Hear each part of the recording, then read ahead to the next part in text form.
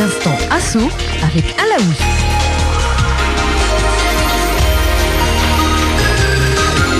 Bienvenue à toutes, bienvenue à tous, c'est l'Instant Asso et aujourd'hui nous avons la chance d'accueillir deux invités. Monsieur Farahi, directeur général de l'association chalonnaise de parents d'enfants inadaptés, et le vice-président, monsieur Lefebvre. Bonjour messieurs. Bonjour. Je rappelle le but de l'Instant Asso, c'est de présenter une association de Châlons-en-Champagne et son agglomération, présenter un peu vos actions et vos objectifs dans notre commune et notre agglomération. On commence tout de suite avec une petite présentation de votre association, justement. Qui êtes-vous et quel est votre statut au sein de votre association ? Alors, je suis Majid Farahi, directeur général de l'association chalonnaise des parents enfants inadaptés. À l'époque, on l'appelait ça comme ça, et donc ça a été changé récemment, donc lors d'une assemblée générale extraordinaire. Le nom d'association est devenu Association chalonnaise de parents et amis de personnes déficientes intellectuelles, dite ACPI, puisqu'on a gardé effectivement donc notre sigle initial. Et ou autistes. Et ou autistes, évidemment, parce qu'on accueille également des personnes autistes. Alors, notre association a été créée en 1963 par des parents d'enfants handicapés intellectuels. Et l'objectif, effectivement, l'objet de l'association, c'était de venir en aide aux personnes déficientes intellectuelles. À l'époque, on disait handicapés mentales. Donc, venir en aide dans l'éducation, l'apprentissage, l'accompagnement à la vie, dans la vie quotidienne et le travail. Et formation, bien évidemment. Donc, on a, à l'heure actuelle, on a plusieurs établissements sur la ville de Châlons et environ. Donc, ça va jusque Fanières. On a un établissement à Fanières. Donc, on a plusieurs établissements sur la ville de Châlons. Donc, on a un institut médico-éducatif. On va y revenir, justement. Monsieur Lefebvre, vous pouvez vous présenter un peu ? Quelle est votre fonction et ce que vous faites au sein de votre association ? Alors moi je suis d'abord faut savoir que l'association elle fonctionne avec un conseil d'administration. Oui. Ce sont des élus, ce sont souvent des parents, mais c'est pas forcément une obligation. Mais moi je suis donc élu, je fais partie du conseil d'administration, du bureau. Donc on représente les parents. Vous êtes vice-président. Je suis vice-président. De vice-président, bien sûr.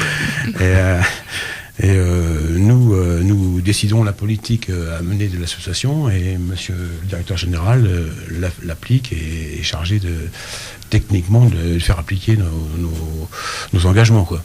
Les engagements politiques, les décisions politiques sont prises effectivement en matière de gouvernance associative par le conseil d'administration, par l'association, la présidente, Madame Benadassi, et l'ensemble des membres du conseil d'administration. Ensuite, ces décisions politiques sont mises en œuvre dans le cadre de la dirigeance associative, donc qui est sous ma responsabilité. Voilà. D'accord. Et pourquoi avoir choisi de changer de nom, justement, assez récemment ? C'est pas anecdotique, mais c'est très important. C'est-à-dire qu'un jour, j'avais rencontré une ouvrière de l'ESAT, et qui me disait « mais je ne suis pas inadapté ». Pourquoi on me dit inadapté ? Moi, je ne suis pas inadapté. Et donc, de fait, on a réfléchi dans le cadre de la révision des statuts d'association, donc sur cette volonté de ne pas coller effectivement la notion de le mot inadapté à toutes les personnes qui fréquentent notre association, nos établissements, de ne pas mettre effectivement sous ce mot inadapté pour ces personnes-là. Donc, de fait, on a étendu également donc aux amis des personnes handicapées, parce qu'il y a quand même énormément d'amis des personnes handicapées, c'est pas que des parents, mais au jour d'aujourd'hui, au sein du conseil d'administration, c'est des parents et des fratries des personnes handicapées qui sont actuellement dans nos différents établissements, et ça permet effectivement à ce que la personne handicapée prenne toute sa place et reconnaisse toute sa citoyenneté au travers des différentes actions qu'on mène au sein de nos établissements. Voilà. D'accord. Pour revenir sur le terme inadapté, on peut dire que c'est plutôt la société qui n'est pas adaptée à nos enfants, et c'est pour ça que nous, on a créé des structures pouvant les accueillir. Justement, on va un peu parler de ces structures. Justement, on a touché un petit mot. Vous gérez un peu 6 ou 7 établissements, c'est ça? Oui, un peu plus. C'est-à-dire on a à l'heure actuelle 7 établissements. On aura un 8e donc dans les jours, dans les semaines à venir. On a actuellement donc un institut médico-éducatif qui accueille 100 enfants, donc de 6 à 20 ans, et parfois plus, parce qu'il y en a qui peuvent rester dans le cadre de ce qu'on appelle amendement Creton, peuvent rester quelques années, le temps de trouver une solution adaptée à leur situation. Sur les 100, donc on a une section pour les enfants autistes de 15 places.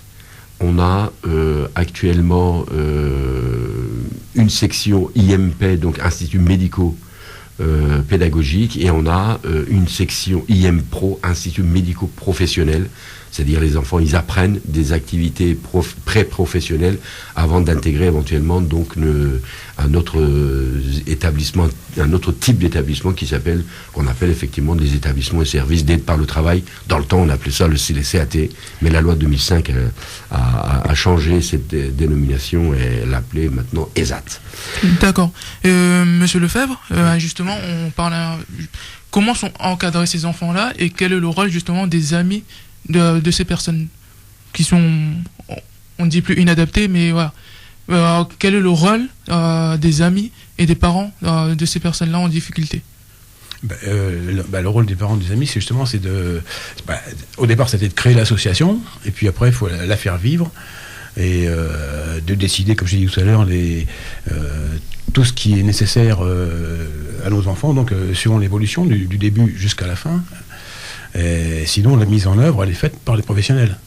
D'accord. Et quelle est cette mise en œuvre concrètement? Qu'est-ce qu'on apporte justement à ces enfants et à ces adultes? Alors, dans le cadre de l'IME, donc Institut médico-éducatif, donc il y a 2 enseignantes, il y a une psychologue, il y a des éducateurs spécialisés, des aides médico-pédagogiques, des moniteurs éducateurs, une direction, des services techniques divers et variés dans tous les domaines, donc médecins psychiatres, orthophonistes, psychomotriciennes. Donc on travaille avec ces enfants donc à ce qu'ils apprennent petit à petit les gestes de la vie quotidienne, des apprentissages scolaires. Il y en a qui peuvent être scolarisés de façon modulée. Et il y en a qui peuvent effectivement donc d'aller plus loin. L'objectif, c'est effectivement de les tirer au maximum que l'on peut sur le plan intellectuel, sur le plan autonomie, les tirer vers le haut. Vers le haut, ça veut dire effectivement qu'ils puissent exercer leur droit à la scolarisation, qu'exercer leur droit à l'éducation et aux apprentissages.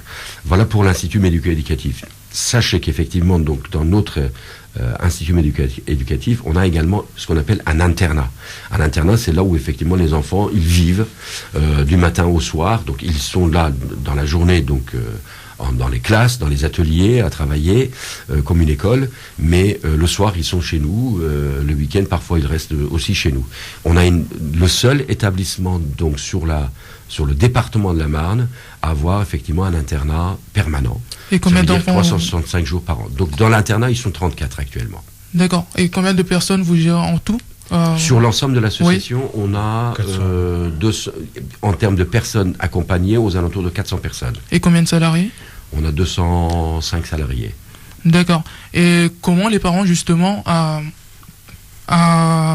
viennent vers vous? Quelles sont les communications qui sont mises en place par la CPEI pour justement contacter les parents, les enfants pour...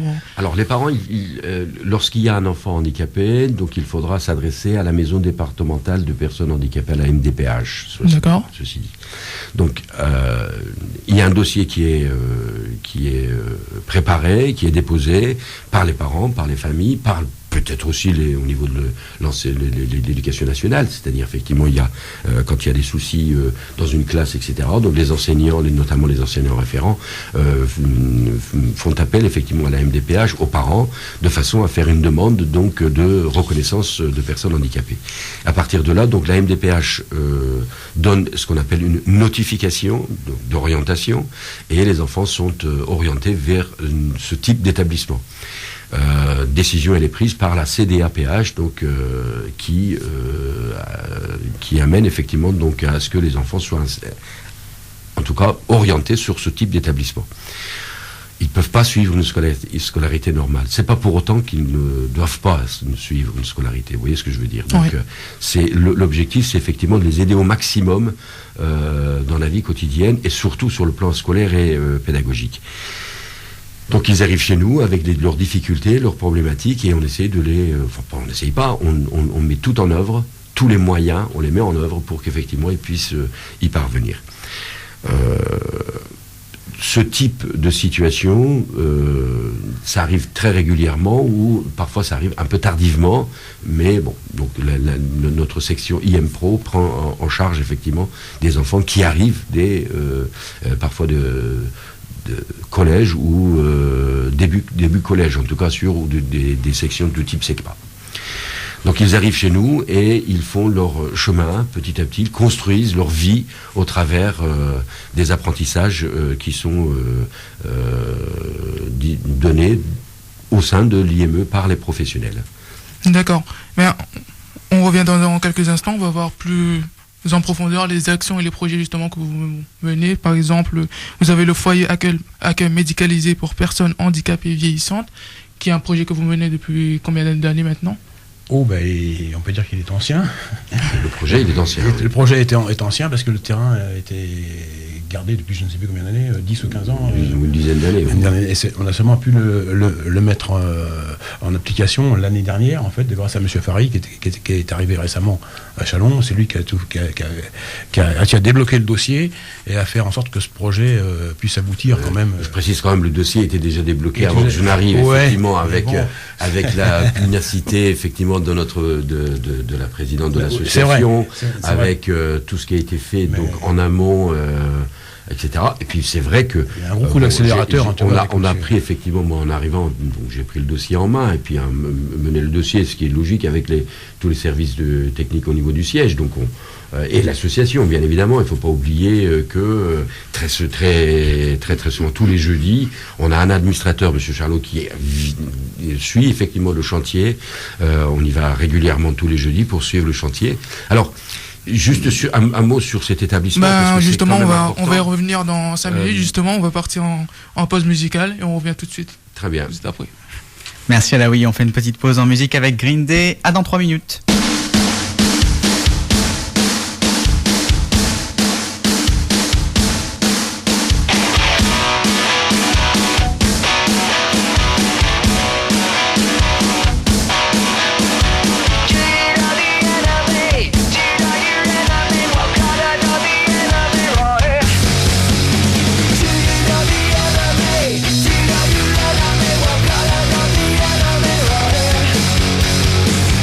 Love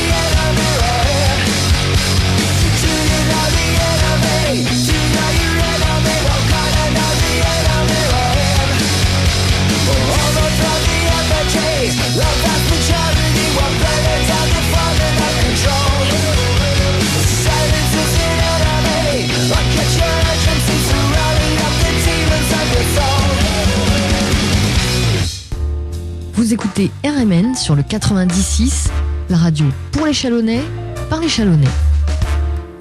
Rebonjour à tous, c'est l'instant assaut et on est toujours avec Monsieur Lefebvre et Monsieur Majid Farahi de l'ACPEI.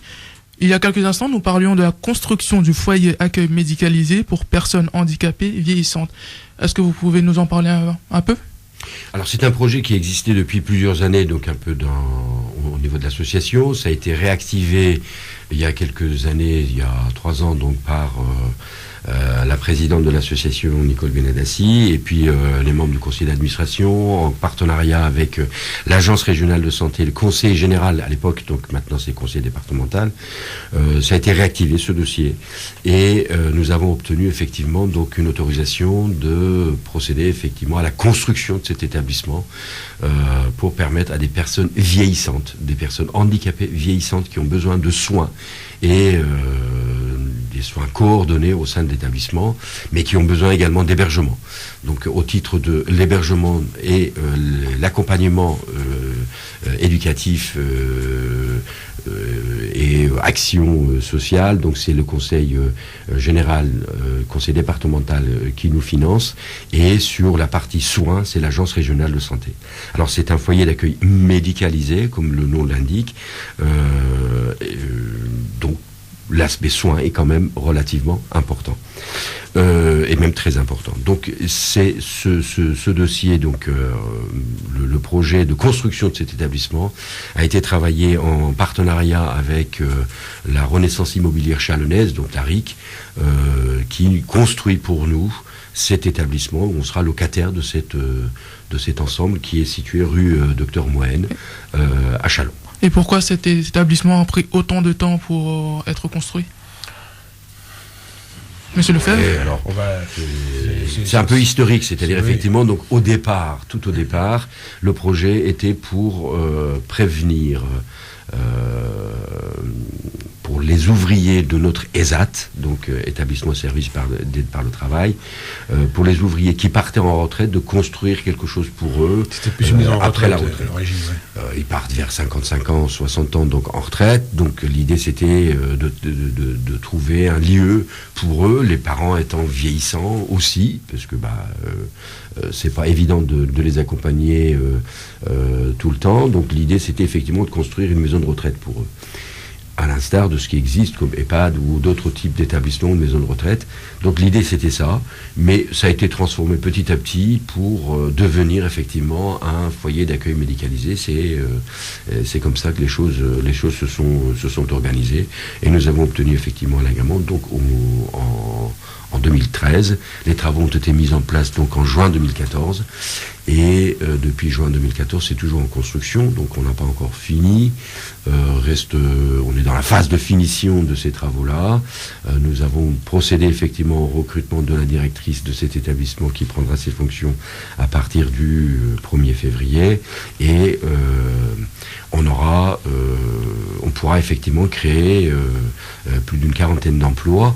Mais les 40aines d'emplois, je le dis parce que vos auditeurs l'entendent aussi, on a énormément de demandes qui sont arrivées effectivement donc dans les métiers différents, éducateurs, moniteurs éducateurs, aide médico-psychologique, aide soignante, infirmière, etc. On a pas mal de demandes.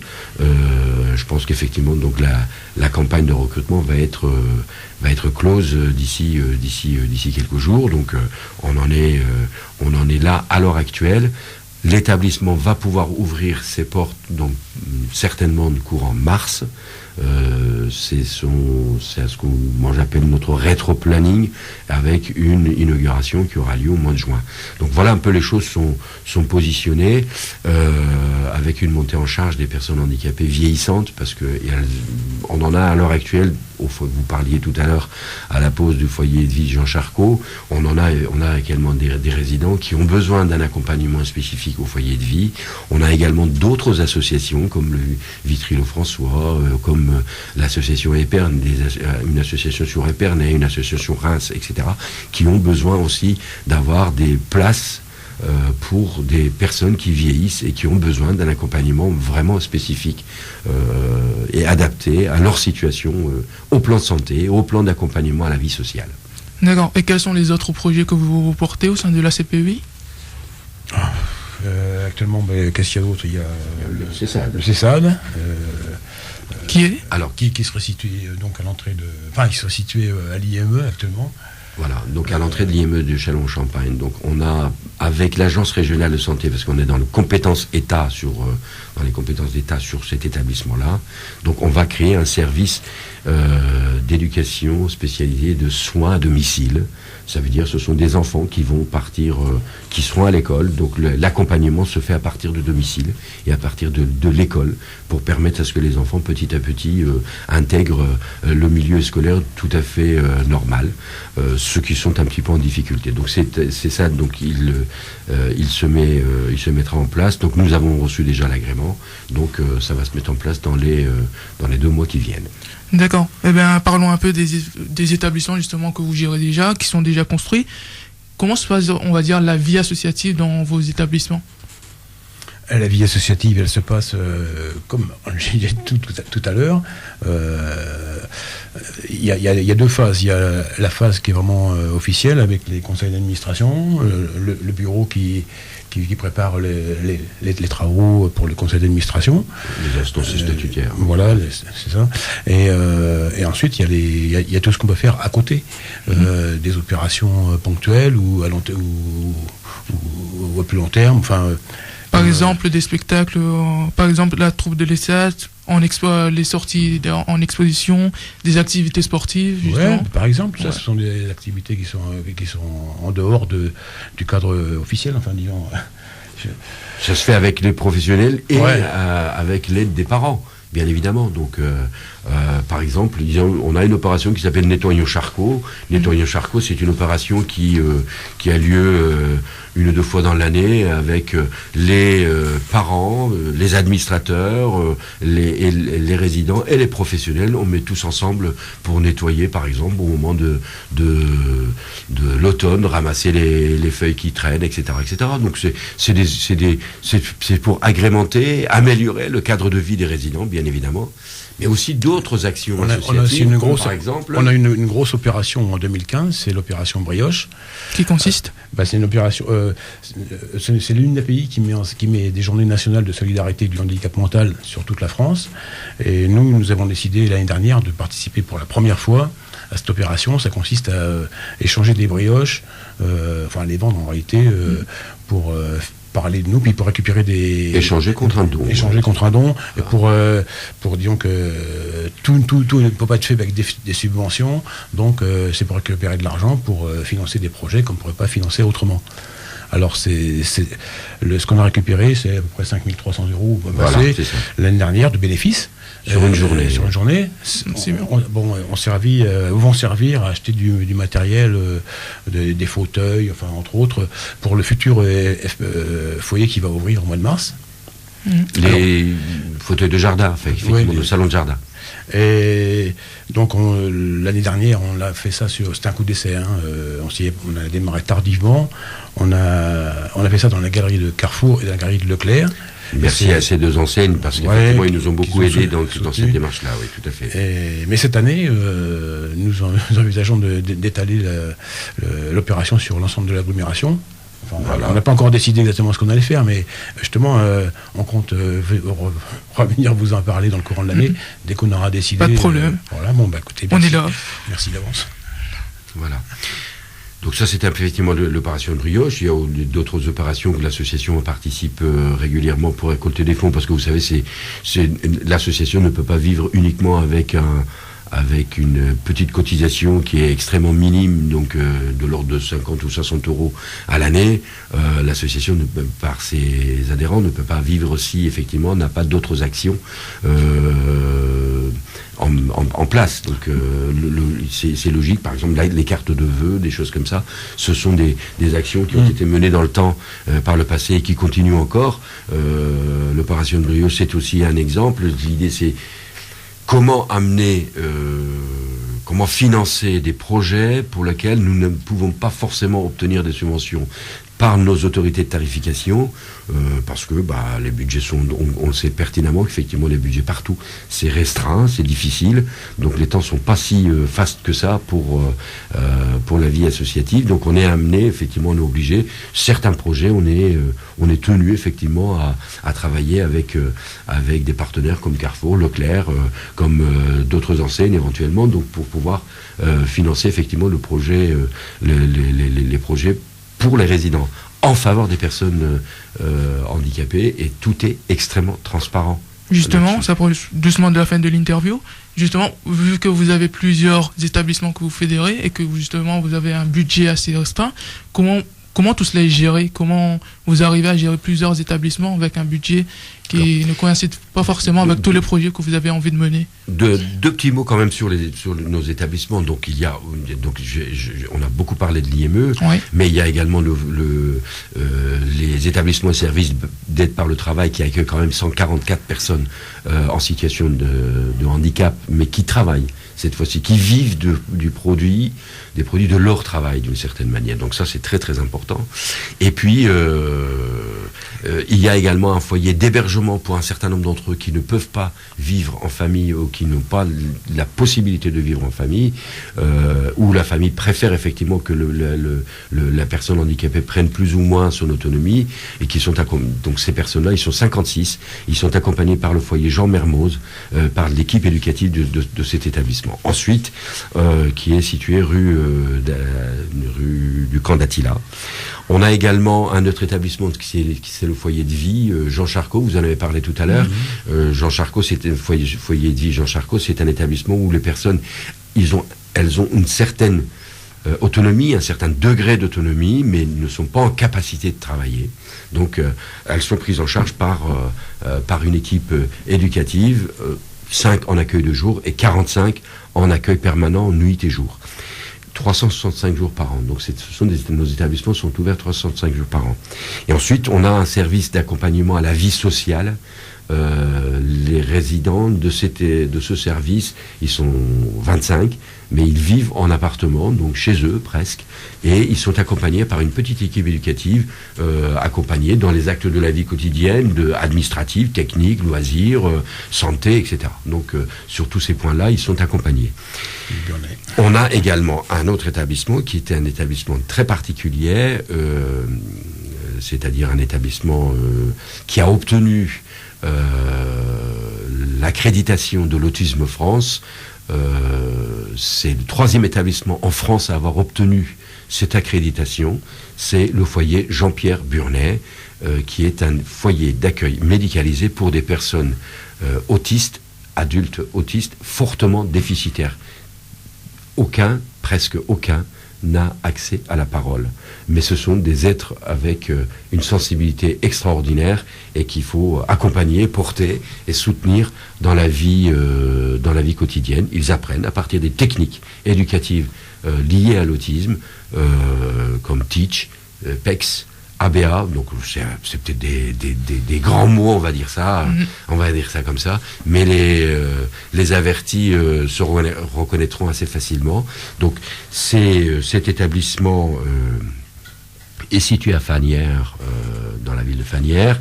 On a également donc adossé à cet établissement une ferme éducative, avec une vraie ferme, avec des animaux, des chevaux, etc. Donc sur la ville sur la commune de Nuisans-sur-Colle. Les résidents, c'est eux qui donnent à manger, qui nettoient, qui prennent soin des animaux dans le cadre des activités éducatives. C'est une ferme éducative, voilà. Et tous ces établissements communiquent entre eux, ils ont des projets en commun. Exactement, donc il y a tout un travail de transversalité qui se met en place au niveau des établissements. Nous avons un siège social qui est composé de 9 personnes qui prend en charge effectivement donc à la fois sur la question de gestion des établissements dont vous parliez tout à l'heure, mais sur chaque établissement il y a une direction, il y a des cadres, il y a des psychologues, il y a des médecins qui fréquentent des établissements, et puis on essaie. Et le directeur général est là pour manager tout ce monde-là. Voilà, donc c'est un peu comme ça que ça fonctionne chez nous, et puis Voilà, je pense que j'ai dit un peu tous nos établissements et il reste effectivement on a d'autres projets de construction, d'amélioration de cadre de vie de nos résidents, donc sur la ville de Châlons, et on est très attaché à ce territoire parce que c'est association chalonnaise. Très bien. Et vous êtes également affilié à l'UNAPEI. Qui sont-ils ? L'UNAPEI, c'est l'Union nationale des associations de parents d'enfants inadaptés. En fait, c'est une association qui met en œuvre des moyens de communication, des réflexions, mais ce n'est pas une obligation pour nous d'y être affiliés, mais disons que c'est un service. Qu'est-ce qu'il vous apporte en plus, l'UNAPEI ? Sur le plan technique, effectivement, donc quand on a un souci, on peut effectivement faire appel à eux, c'est-à-dire donc ils ont des services juridiques, des services techniques, etc., sur lesquels ce sont aussi des interlocuteurs avec les politiques nationales. Et l'UNAPEI, donc c'est une union nationale qui regroupe l'ensemble des associations parentales, dans le mouvement parental, c'est-à-dire pour la première fois, c'est assez unique en Europe. Je dirais même dans le monde, ce type d'organisation. Nous ne sommes pas une association avec une gouvernance descendante, mais on est dans une association à gouvernance ascendante. C'est-à-dire, chaque association qui est affiliée à l'UNAPEI, c'est une association totalement indépendante dans son mode d'organisation, dans son mode de management, dans son mode de gouvernance associative et dans sa dirigeance. Ces associations se sont réunies, ont créé effectivement l'UNAPEI il y a plus de 50 ans, et on a plus de 50 ans, 55, 56 ans, et on a créé effectivement donc une instance qui reste en contact avec les instances politiques, les pouvoirs politiques, les pouvoirs publics, de façon à défendre les intérêts des personnes handicapées intellectuelles. Je vais citer juste la présidente de l'association qui disait une fois, il y a quelques années, j'avais assisté à une réunion avec elle, qui disait on s'est battu pendant plus de 50 ans pour faire connaître et reconnaître des droits à nos enfants. Faire connaître et reconnaître des droits à nos enfants. Je pense que le regard de la société doit changer sur des personnes handicapées, parce qu'il va falloir quand même peut-être se battre quand même 50 ans pour faire vraiment ce qu'on appelle une inclusion sociale, c'est-à-dire intégrer les personnes handicapées intellectuelles dans la société, leur faciliter la vie. Comment une personne qui ne sait pas lire et écrire aujourd'hui, je parle de l'accessibilité, comment une personne handicapée intellectuelle qui ne sait pas lire et écrire, comment dans un magasin peut reconnaître ou différencier un shampoing avec un après-shampoing. Comment reconnaître une viande de bœuf d'une viande de cheval. Comment faire connaître, comment il peut connaître une viande de porc du veau, par exemple. Des exemples très simples de la vie quotidienne. Donc, ils n'ont pas accès à la parole. Mais si notre société est capable de leur donner, de leur apporter une certaine accessibilité, c'est-à-dire à partir des pictogrammes, à partir des couleurs, des codes couleurs, etc., ces choses-là seront beaucoup plus facilitées. Une société qui respecte ses personnes handicapées se respecte elle-même. Et quel est l'objectif de l'ACPI aujourd'hui ? Trouver de nouveaux adhérents, se faire connaître, justement ? Notre association est complètement ouverte sur l'accueil des amis, ceux qui aiment les personnes handicapées, ceux qui pensent que les personnes handicapées intellectuelles ont une place dans notre société, peuvent venir chez nous. On peut les accueillir. Je le dis ça sous couvert de mon vice-président. Il parle très très bien. Je dis ça sous couvert de mon vice-président, mais c'est comme ça qu'effectivement il faut entendre les choses. On est là pour effectivement accueillir des adhérents. On est là effectivement pour mener ensemble des actions citoyennes en faveur des personnes handicapées. Si on accompagne des personnes handicapées, on accompagne toute une société. Eh bien, merci à vous. C'est donc la fin de cette interview. Nous rappelons que l'ACPI se trouve 43 avenue Jeanne d'Arc. Il y a changement d'adresse. Il y a changement d'adresse depuis très peu, depuis 30 novembre, donc 1er décembre. Nous sommes situés actuellement au 2-4, donc le numéro 2 ou le numéro 4, rue Roger Bouffet. Et pour toute information complémentaire, un numéro de téléphone, le 03 26 21 80 21. Celui-là n'a pas changé. Et celui-là, c'est celui de l'IME, mais ça restera. Donc le siège social, c'est 03 26 21 80 22. Ou directement sur le site internet www.acpi.org. Tout à fait. Merci d'avoir été avec nous. Vous avez une chose à rajouter, des compléments ou des corrections. Merci à votre station de nous donner la parole. Et puis à bientôt pour l'opération Brioche On y 2016. sera, oui, tout Pas à de fait. problème. Merci monsieur. Merci encore d'avoir été avec nous. La semaine prochaine, nous recevrons à ABI 21, c'est-à-dire l'association pour l'insertion par le travail, la rencontre et l'échange. L'instant assaut avec Alaoui.